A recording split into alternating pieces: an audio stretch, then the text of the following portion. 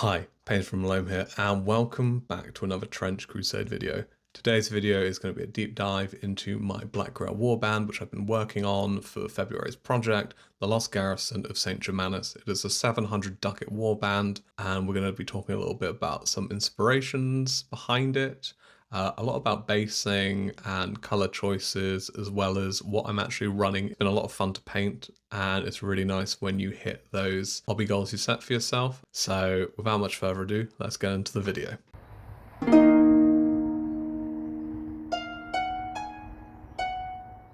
So there are two things which really influenced the creative direction I took with the warband. And firstly, it was my love for landscapes. And second was what happens behind the front lines in the world of Trench Crusade.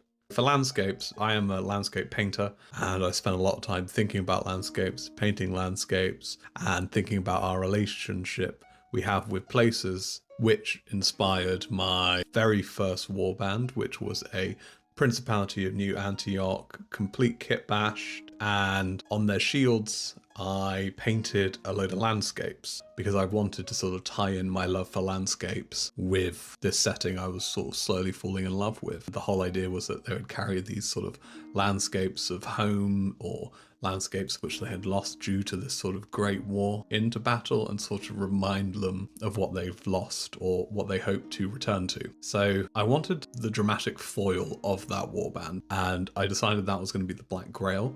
Whilst the other warband, the New Antioch, is all about sort of remembering home, this warband is very much about home, but home is not quite the same. These are the people who remain in that landscape, which the other warband longs for, but things changed. And that's the sort of thread I wanted to go down with this. Another thing which sort of influenced me was my love for knowing what everyday life is in these sort of grimdark settings. So, for example, there's a great battle report out there by Trench Titans. If you're watching this, you probably have already watched that battle report, but it was their Great Hunger versus the Red Brigade, and it was set in a valley, and in that valley was a village, and that village turned to the Great Hunger, and that really sort of captured my imagination, and I really liked the glimpse which Trench Titans showed. One thing I love is folk horror. Some of my favourite movies are folk horror, for example, Witchfinder General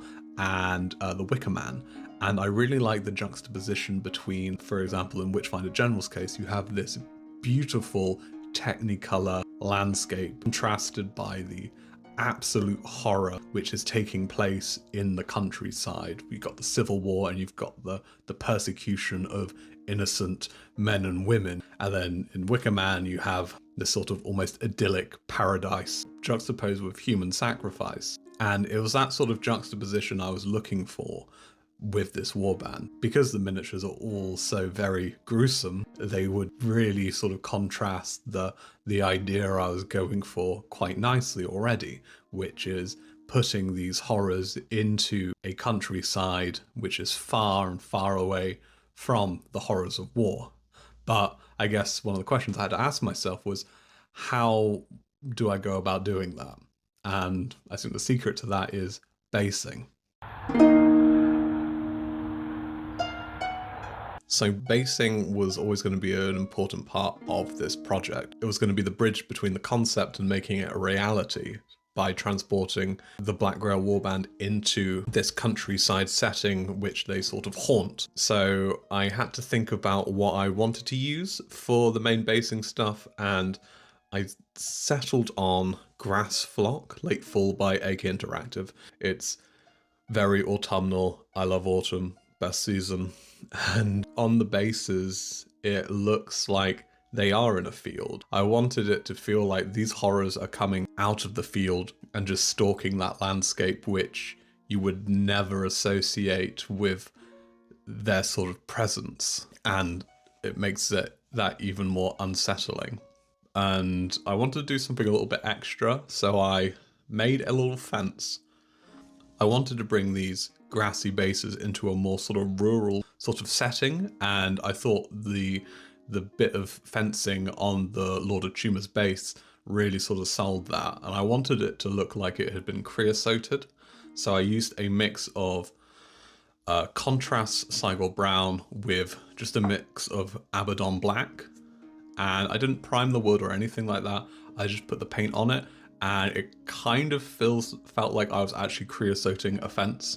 It would absorb into the wood, and you'd still see like a little bit of the original color of the wood underneath, and you've got all this different variations of this dark black brown going on. So yeah, that was just a sort of little thing I wanted to do to solidify the warband in this more rural setting. And on some of the bases, I used some graph tufts just to give a little bit more variation to the basing. I just wanted to keep it a little bit simple, and I think it just really sells the aesthetic I was going for.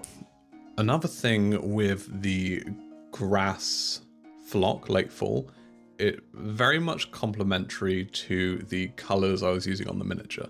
So color scheme wise, I wanted to use a lot of greens, a lot of some tans, oranges, and sort of desaturated skin. I wanted the greens to sort of mimic the greens of the armor of my Principality of New Antioch warband. Again, playing on that sort of other side of the coinness. It was just a nice way to tie the two together, and the yellow sort of nature of this flock really complements the blues and some of the skin and the greens and some of the reds. It just really tied it all together cohesively, and I just really liked that. It's definitely another thing to think about when basing, how the base can complement the miniature, how they can sort of work together and create a more sort of cohesive feel.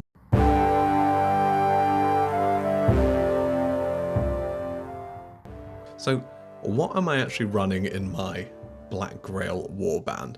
So the warband comes to about 694 ducats. I have 2 elites and 6 troops. The first of my elites is a Lord of Tumors who has a Beelzebub's axe, which gives them +2 dice to injury rolls, and also has the infection marker keyword. So instead of blood, it gives infection markers, which is what the Black Grail's all about. He also has reinforced armor, also given him a Black Grail shield. It's really useful against ranged attacks, because if he's targeted with a ranged attack, he can make a success roll. If it's a failure, nothing happens, but if he does succeed, a -2 bonus is added to the success roll for the ranged attack. And if you roll a critical success, then the ranged attack fails. So it's pretty good.